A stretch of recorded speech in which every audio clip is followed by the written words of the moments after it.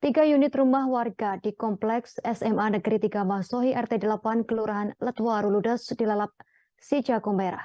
Dari keterangan salah seorang korban mengaku kebakaran terjadi sekira pukul 11:30 waktu Indonesia Timur. Tak ada bantuan warga maupun mobil pemadam kebakaran menyebabkan api dengan cepat menghanguskan 3 unit rumah di RT 8 Kelurahan Letuaru Kota Masohi. Terkait kronologi dan penyebab kebakaran akan dilaporkan rekan Lukman Mukadar, reporter Tribun Ambon. Silakan laporan selengkapnya, rekan Lukman Mukadar.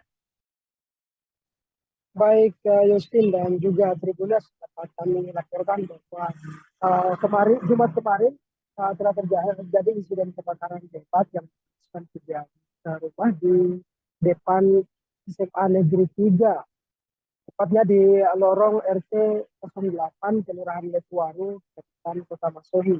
Di sini dari insiden ini menyebabkan 3 unit rumah milik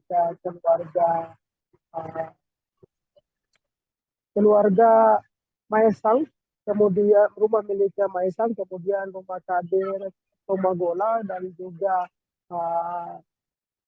Ibu Yesa, begitu Trikulas. Dan insiden ini menurut keterangan dari salah satu anak dari pemilik rumah, Ratna, mengatakan bahwa kejadian itu terjadi pada kurang lebih pukul 11:30 waktu Indonesia Timur, yang api dengan cepat menghanguskan 3 unit rumah ini berasal dari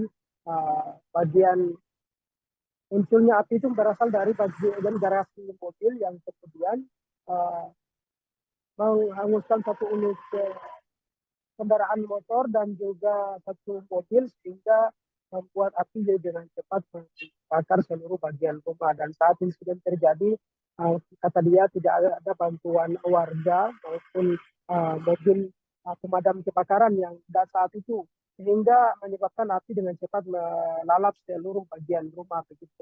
Nanti setelah kurang lebih 1,5 jam berlalu, baru datang 1 unit kendaraan mobil damkar milik Satpol PP Kabupaten Maluku Tengah, dan kemudian dibantu warga untuk memadamkan atau menghidupkan api yang tengah berkobar saat itu.